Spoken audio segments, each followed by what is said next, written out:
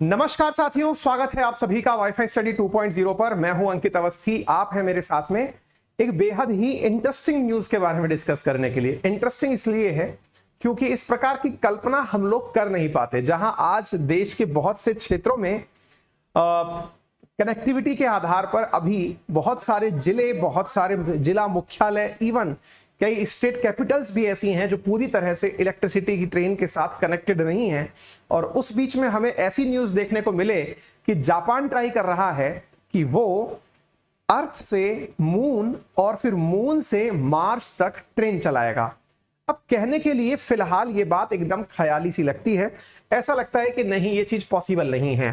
कारण भी बहुत अच्छा स्पष्ट है कि ट्रेन की पटरी कहां डालोगे। ये बिल्कुल वैसी स्थिति है कि अगर कोई हमसे आज से 100 साल पहले कहता कि इंसान हवाई जहाज में बैठकर उड़ेगा तो शायद ही कोई कल्पना कर पाता। लेकिन आज इंसान बहुत अच्छे से किसी एक कॉन्टिनेंट से दूसरे कॉन्टिनेंट के बीच में आसानी से आवागमन करता है। यदि हम इसी प्रकार 100 साल पहले की कल्पना करें तो शायद ही किसी ने कभी सोचा होगा कि जो चंद्रमा दिखाई हमें देता है वहां कभी इंसान अपने कदम रखेगा। और अगर थोड़ी और बात करें तो वर्ष 2025 तक इंसान वहां रहने लगेगा। तो चूंकि आज से 100 साल पहले की कल्पनाएं अब साकार होने लगी हैं, तो इसी आधार पर हम ये कह सकते हैं कि ऐसे ही विजनरी या फिर दूरदृष्टि वाले लोग होते होंगे जो इतना आगे का सोचते होंगे। यही कारण है कि जापान के एक विश्वविद्यालय के विद्यार्थियों के द्वारा और साथ में एक विशेष रूप से मतलब कंपनी जो इस प्रकार का निर्माण कार्य करना चाहती है, उनके द्वारा प्रॉपर एक मॉडल पेश किया गया है और बताया गया है कि कैसे अर्थ से मून और मून से मार्स को ट्रेन के माध्यम से जोड़ा जा सकता है।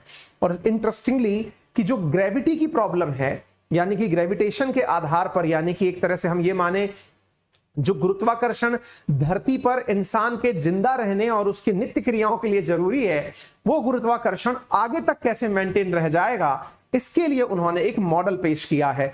जैसे ही ये न्यूज मार्केट में आई, स्वाभाविक था कि इस न्यूज में क्यूरोसिटी बहुत ज्यादा थी। तो आइए हम जानते हैं कि क्या असल में वैज्ञानिकों का मत है। और आप इस न्यूज को इस प्रकार से सोचकर देखिएगा कि अगर आज से 100 साल पहले आप होते तो क्या कभी आप विचार कर पाते कि एक कॉन्टिनेंट से दूसरे कॉन्टिनेंट से बैठे व्यक्ति से आप कुछ सेकंडों के भीतर वीडियो कॉल के माध्यम से बात कर लेते हैं? क्या आप कभी विचार कर पाते कि इंसान 400 किलोमीटर ऊपर अंतरिक्ष में तैरते हुए अपनी जिंदगी बिता सकेगा? आज ये रियलिटी है। इंटरनेशनल स्पेस स्टेशन अंतरिक्ष में जाने कब से 1998 से तैर रहा है। यानी कि ये कल्पनाएं जो होती हैं वैज्ञानिकों की, जब ये साकार होने लगती हैं, या फिर ये मान के चलिए कि इन कल्पनाओं से ही भविष्य दिखता है ना, तो आप इसको उतनी ही निष्ठा और प्रेम भाव से सुनिएगा कि हाँ भाई, ये पॉसिबल है, बस करने के लिए तकनीकी चाहिए। और विजन जब हमारे सामने होता है तो इस प्रकार की बातें निकलकर स्वतः ही आती हैं। ठीक है ना? हाँ जी। अब कई विद्यार्थियों के बीच में अभी से सवाल आने लग गए हैं कि सर, क्या मतलब ट्रेन जो है वो उड़ेगी या फिर पटरियों पे चलेगी? सारी बातें बताऊंगा। मॉडल देखिए किस प्रकार से प्रस्तुत किया गया है।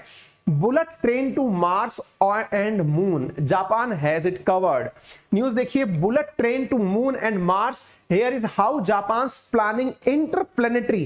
क्योंकि हम अर्थ के नामक प्लेनेट पर हैं, इस मून नामक प्लेनेट पर जाएंगे तो इसकी प्लानिंग क्या है, वो सारी बातें। तो देखिए, Japan makes grand plan building interplanetary trains, जिसमें ग्लास का हैबिटेट होगा, यानी रहने वाली जो जगह होगी। तो ये सारी जानकारियां आइए मैं अब आपको बताता हूं।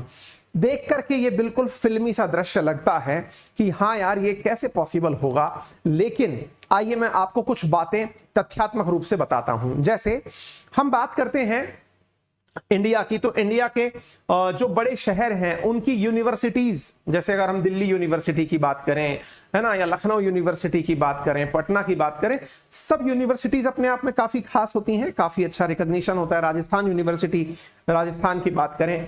ऐसे ही जापान की एक यूनिवर्सिटी जिसका नाम है क्योटो यूनिवर्सिटी, उस क्योटो यूनिवर्सिटी ने काजिमा कंस्ट्रक्शन नाम की कंपनी के रिसर्चर्स के साथ मिलकर इस प्रकार की आर्टिफिशियल स्पेस हैबिटेट वाली, यानी कि भाई ऑब्वियस सी बात है कि घर निर्माण जो है वो धरातल पर तो कर नहीं पाएंगे, क्योंकि इतना दूर तक आप जाएंगे तो कैसे करेंगे, तो स्पेस में ही हैबिटेट का निर्माण होगा।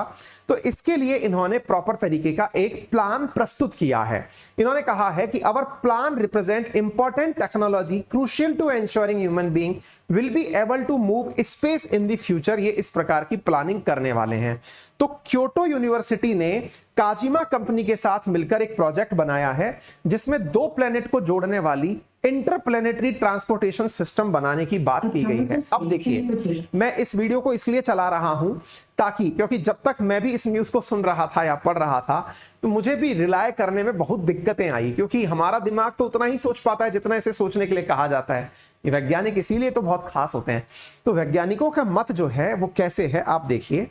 इनका कहना है कि जैसे शैंपेन का ग्लास आता है ना, वो फ्लूट शेप में आता है, शैंपेन फ्लूट बोलते हैं उसे, तो वो शैंपेन फ्लूट जैसी संरचना के अंदर ये हैबिटेट बनाएंगे। कैसे, जरा देखिए। A powerful space transportation system for the moon, Mars, and Earth. The researchers' ambitious idea also ये रही train, space train that is set to function और ये like ट्रेन trains चल दी on साहब। Earth, while at the same time अब train sir उड़ेगी कि चलेगी, मतलब पटरियों पे चलेगी क्या? बिल्कुल पटरियों पे चलेगी। ये आप चलती हुई पटरियां देख सकते हैं। ये स्पेस के लिए पटरियां दिख रही हैं आपको, ये अंदर की ट्रेन का नजारा है और ये स्पेस तक जाती हुई ट्रेन दिख गई। अब आप देखें कि चलते समय ये क्या दिख रहा है आपको, ये जो गोला सा घूमता हुआ दिख रहा है, ये क्या है?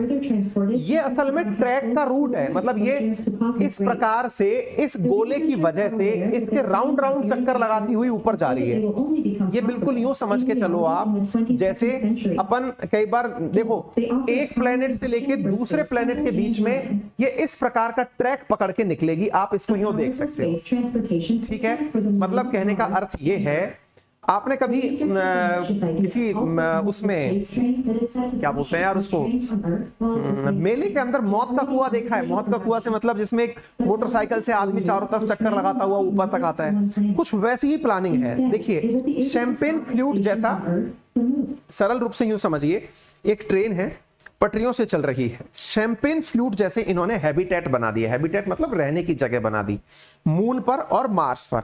अब इन शैंपेन हैबिटेट नामक जो जगह हैं, यानी जैसे दिखने वाली जो जगह हैं, यहां से ट्रेन चलेगी।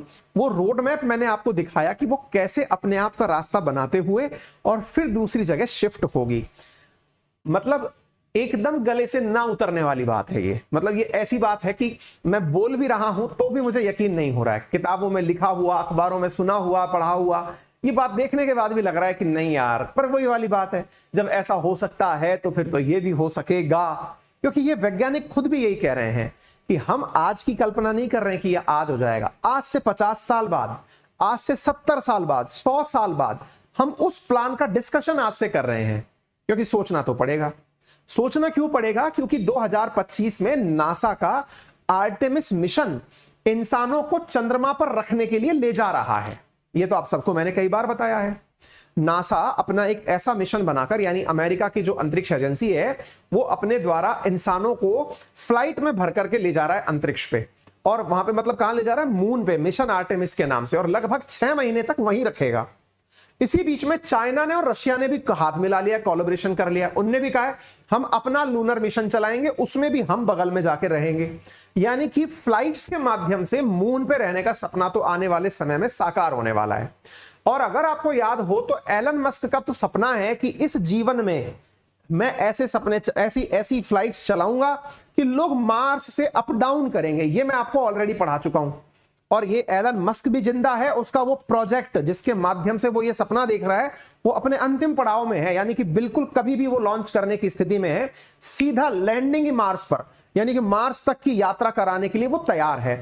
यानी ये चीजें तो अब पॉसिबल हो सकती हैं, ये चीज तो समझ में आ रही है। लेकिन हमको क्या लग रहा है ना, पटरियां टेकोगे कहां? आप और मैं जहां जाके अटक रहे हैं कि सब पटरियां टेकोगे कहां? फिर कुछ बुद्धिमान कहेंगे पटरी टेकने की क्या बात है, पटरी मान लो तान दी, भाई खंबे भी तो तनते हैं, तान दी साहब, ऊपर से बांध दी, नीचे से तान दी। लेकिन साहब ये तो चारों तरफ चक्कर लगाता है ना जी, मून, मार्स भी चक्कर लगाता है, अर्थ भी चक्कर लगाता है, सब घूमते घूमते हैं, तो पटरियां चलेंगी कैसे? फिर कईयों के दिमाग में आएगा कल को कोई हवाई जहाज अड़ गया उसमें तो क्या होगा। फिर किसी के दिमाग में आएगा यार फिर चलो मालती चलती चलती रास्ते पर कभी तूफान आ गया, पटरी गिर गई तो क्या होगा। तमाम आपके दिमाग में क्वेश्चंस आ सकते हैं, लेकिन जो वैज्ञानिकों ने कहा है भैया मैं वो बात बता रहा हूं, मेरा इसमें कोई इनपुट नहीं है ना, मैं न्यूज पढ़ के समझा रहा हूं, बस इतना समझ लो, बाकी भाई मेरे भी ऊपर से ये न्यूज वैसे ही गई जैसे आपके साथ जा रही होगी, ठीक है। अच्छा, इसके बाद में ये कहा गया है कि बिल्कुल मैगलेव ट्रेन की तरह चलाएंगे इसको। मैगलेव ट्रेन बोले तो मैग्नेट के साथ में जो ट्रेन चलती है ना, आपको बताऊं मैं आपको, जर्मनी में और चीन में मैगलेव ट्रेन का कल्चर है। उसमें क्या होता है कि ट्रेन पटरी पर नहीं चलती है। फिर आप कहेंगे गुरुजी थोड़ा आज सुबह सुबह ही आपका मूड खराब हो रखा है क्या, पटरी पर नहीं चलती है का मतलब क्या है? पटरी से मैग्नेटिज्म जो पैदा हुआ, उस मैग्नेटिज्म से जो ट्रेन है, उन दोनों का मैग्नेट एक दूसरे को रिपेल करते हुए थोड़ा अधर उठा के चलता है। मैगलेव बोला ही इसलिए गया क्योंकि वो मैग्नेट ओरिएंटेड है, इलेक्ट्रोमैग्नेटिक की वजह से चलती है।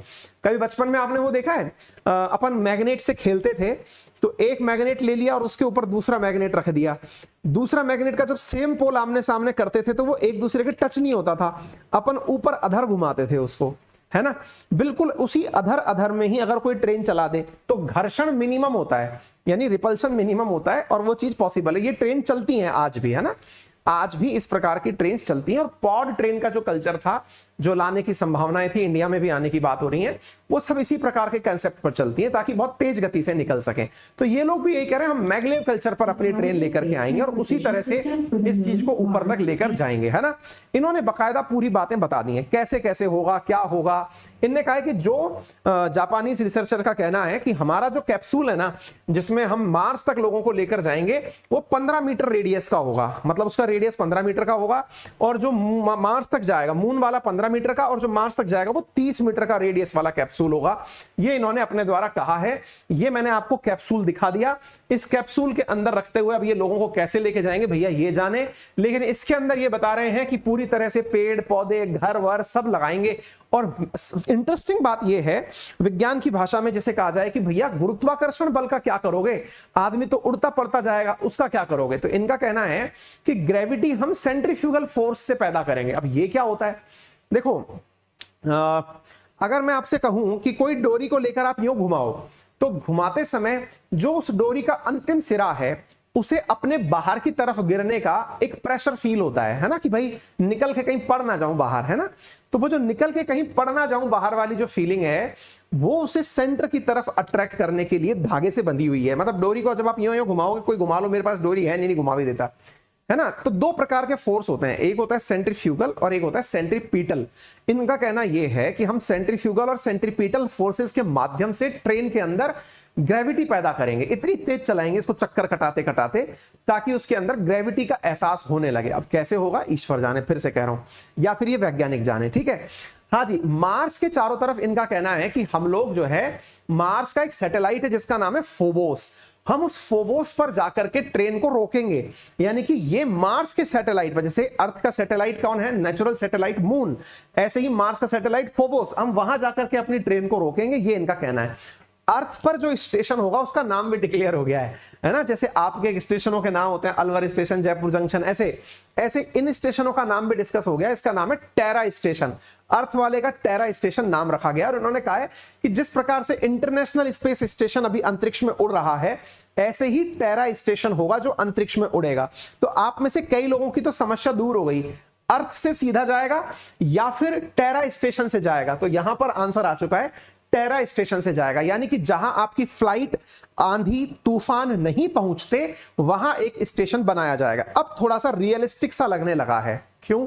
क्योंकि अर्थ घूमती है, अर्थ के ऊपर जो हमने कहा कि अर्थ से लगभग 400 किलोमीटर ऊपर आपने एक स्टेशन बना दिया, जैसे इंटरनेशनल स्पेस स्टेशन है, ऐसे अगर आपने कुछ बना दिया वो ज्यादा बढ़िया रहेगा। तो यहां पर उस टेरा स्टेशन की बात हो रही है कि हम टेरा स्टेशन बनाएंगे जहां से हमारी फ्लाइट ऊपर निकलेंगी, ठीक है ना।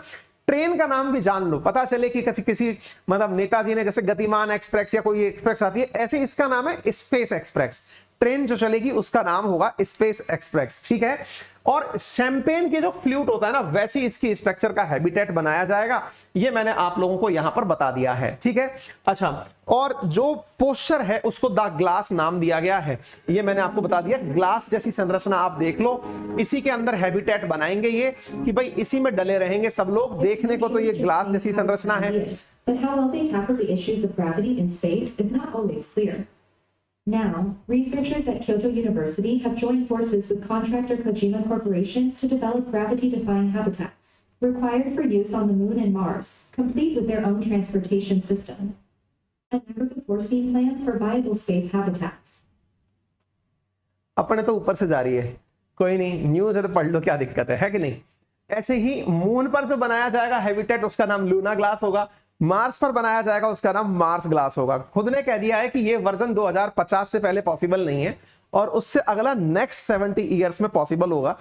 कीपिंग इन माइंड कि 2025 में अमेरिका ले जाकर के लोगों को चांद पर रखने वाला है और इंटरनेशनल लूनर रिसर्च स्टेशन जिसका जेवी हो रहा है चाइना और रशिया के बीच में, वो ले जाकर के भविष्य में चंद्रमा पर अपने चीन और रशिया मिलकर के वो भी इंटरनेशनल लूनर रिसर्च स्टेशन बना रहे हैं, वो भी चांद पर रहेंगे हवाई जहाज से जाकर के। तो फिलहाल के लिए बात इतनी है।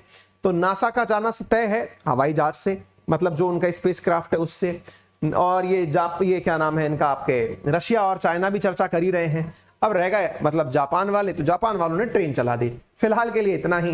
जानकारी सही लगी हो तो लाइक कर देना, सेशन को शेयर कर देना, चैनल पर नए हो तो सब्सक्राइब कर लेना, और अनअकैडमी पर जुड़कर पढ़ना चाहते हो तो मेरा रेफरल कोड अंकित 10 यूज कर लेना, जिसके यूज करने से किसी भी सब्सक्रिप्शन पर 10% का डिस्काउंट प्राप्त होता है, including UPSC, SSC, banking, railway etcetera. UPSC category के अंदर इन दिनों मेंस की टेस्ट सीरीज, ऑप्शनल की टेस्ट सीरीज जैसे फीचर्स आ गए हैं। 20 प्रिंटेड बुक्स भी आपको मिलती हैं, वीडियो रिकॉर्डेड लेक्चर्स और लाइव क्लासेस भी आपको मिलती हैं। Proper test series, proper analysis, आपके लिए प्रॉपर एक मेंटर, हिंदी इंग्लिश के अंदर कंटेंट, बोथ लैंग्वेज के अंदर कंटेंट, ऑप्शनल के अंदर वाइड रेंज ऑफ वैरायटी कि आप जौन सा ऑप्शनल देखना चाहें वो देख सकते हैं। ये सारी चीजें मिलती हैं। और कोर्स परचेज करते समय किसी भी प्रकार से अगर लोन लेने की फैसिलिटी की आवश्यकता हो तो अनअकैडमी वो भी ऑफर करती है। ठीक है, तो 0% इंटरेस्ट रेट के साथ लोन फैसिलिटीज भी अवेलेबल हैं। तो आप किसी अन्य जानकारी के लिए हमारी टेक्निकल टीम को 7878158882 पर कॉल करके जानकारी भी प्राप्त कर सकते हैं। फिलहाल के लिए इतना ही। अपना ख्याल रखें। धन्यवाद।